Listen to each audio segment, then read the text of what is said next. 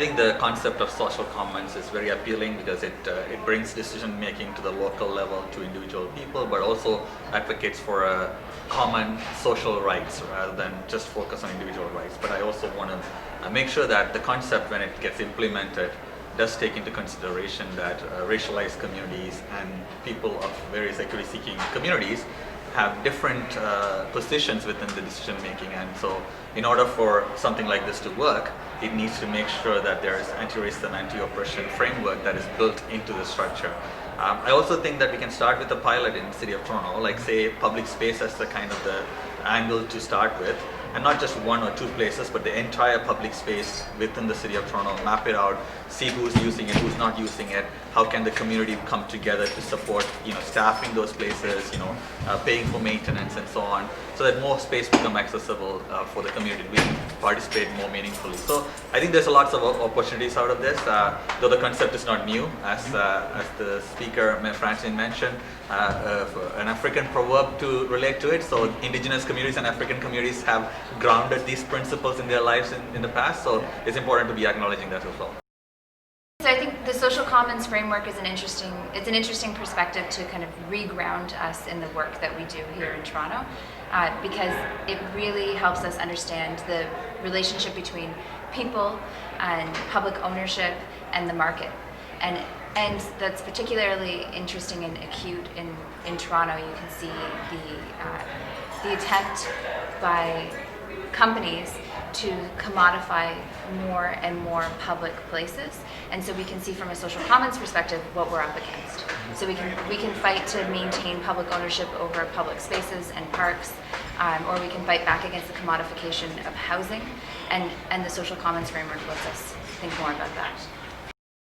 I think it adds an important dimension to the debate because it helps to crystallize what it is that we're looking for. We tend to talk about these things in very abstract terms, how big government is, what the level of taxation should be. So putting a frame around it that makes it much clearer what it is that we're looking for, and that clarifies the fundamental issue that, in my view at least anyway, the most important decision that any society makes is where it draws the line between what's public and what's private, and how it pays for the part that's public. And the social commons frame, I think, really helps to crystallize that connection. I think the idea of a social commons is really useful for the work in ending child and family poverty. For me, it raises the questions of who gets left out of our social commons, who we should be considering, who's not at our table yet, who should be at the table, how we shift wealth, power, ownership to include those who have historically continued to be marginalized in our communities. I think the social commons framework, or commoning, is helpful in terms of providing guidance on sort of pathway forward. So, in the discussions we've had here, there's so much that is held in common between the environmental and social justice movements, and that really is reflective of many of the principles that are espoused in the framework. And I think what we need to do is really apply them in a very local sense, both in our engagement with communities, but also in terms of what we're calling on our local governments to do on behalf of people who they should be representing. I think the opportunity in having a conversation around social commons is really about bringing people together from a collective perspective to identify who we are, what we want, in a values-aligned process. So really identifying, what are the things that we hold in common, and how can we use that to create a shared vision of the future.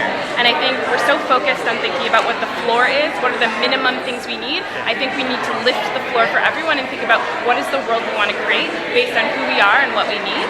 And I think one of the big challenges here is we have to start locally about our neighbors and the relationships we hold and look outward. But how do we build those relationships, and then also think strategically outward about what connects us to other challenges, because we live in a world that is truly informed by structures and around kind of those frameworks that really do challenge our ability to see real change. So how do we move from that localism, which is so key to think about social commons, and really bridge outward to think about real transformational change? I think part of the social commons is quite inherent to Indigenous ways of thinking and the way that we communicate with each other in our communities. I think that the social commons is a great way that a lot of organizations can use for collaborating with Indigenous communities, specifically because it takes away power dynamics and it encourages organizations to have no agenda when approaching Indigenous communities.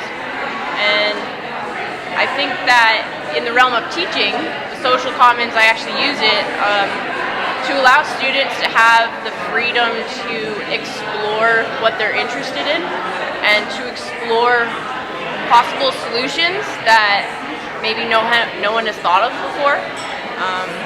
Yeah. I have really two takeaways from it. The first is the discussion about the vertical relationship between the state and the individual as vertical, and the commons being the horizontal discussion. So that's really important to take it away. I'm going to do a lot of thinking about it. And I guess the second one is an environmental analogy. When I think of our ecosystem, the people who are social policy and social progressives are losing their habitat. And as they lose their habitat, there's less space for us to be able to provide our opinions and our viewpoints. And because of that, we start to just act as individuals in different groups and different advocacy groups. And I think what it's taught us is that we have to come back together to be thinking about that as an overall. Environmental NGOs are sometimes notorious for focusing on nature and inanimate and sort of esoteric, but they're getting better at engaging people, communities, people power, and there's just so much potential if the two subsectors coalesced or work together better.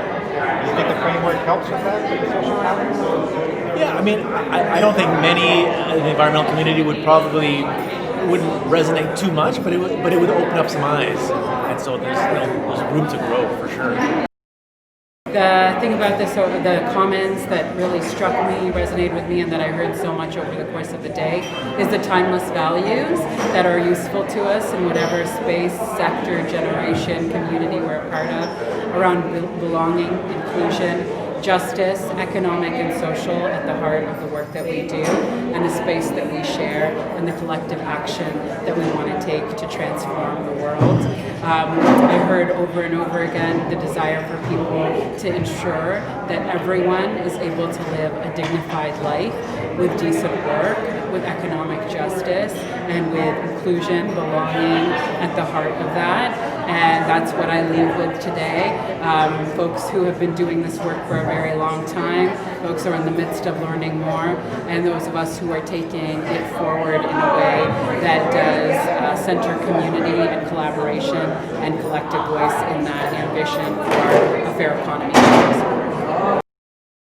Certainly the social commons, the discussion that we've had today has helped us figure out a way to take our analysis deeper. It's helped actually served as a way for our organizing and our partners in Toronto to come together to have a discussion we don't get to have very often.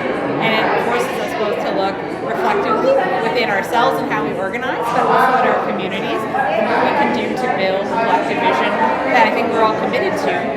It gives us another framework to work with. There are a couple of major things for me, and I work a lot around economic inclusion, and I also work with Two-Spirit and LGBTQ communities, and I also am now an advisory position for a bishop in a faith community. And so today, what I heard a lot was this theme of, in fact, I learned a new verb today, commoning. And that idea of commoning, and the idea that is that I am because we are this thinking. I am afraid that there are too many people disconnected, that they have never had an experience even of common connectedness, of, think of kids in child welfare systems, and, you can think of many, many reasons why that and that, again, impacts to us in LGBTQ community in big ways. We have to make this a focus, to find, to really recognize that you can't get people to the idea of the commons when they have never been able to trust the people around or maybe experience that commonality. I am an only child, and for some reason I've sought and sought and sought community.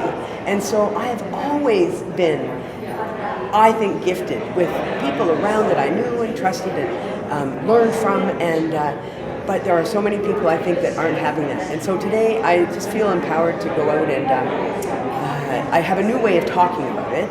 I really haven't talked about the commons. It sounds to me like something else. I was never really, anyway, I won't go into what I thought. But I will tell you that it is newish and it's helpful.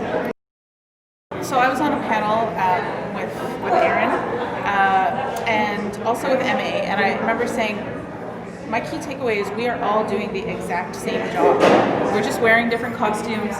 We're, labeling it different things, but ultimately the root cause issues that are sort of underlying the challenges that we're all taking on are the same root cause issues, right? And it's about, and I think that, the key takeaway for how we can all work together is to elevate our focus a little bit to those root cause issues. Yes, we all have different jobs to do, but by always linking what we're doing in community up to, how do we push for a system that reduces income inequality, for example. That is a climate change root cause as much as it is an affordable housing root cause, as much as it is about sort of the unfairness of how we've treated Indigenous people. So, I don't think that it means that any of us have to do anything differently. It doesn't mean that all of a sudden groups have to start working on climate change. It means they have to understand that we're all pushing for the same system in which all of these different things can exist.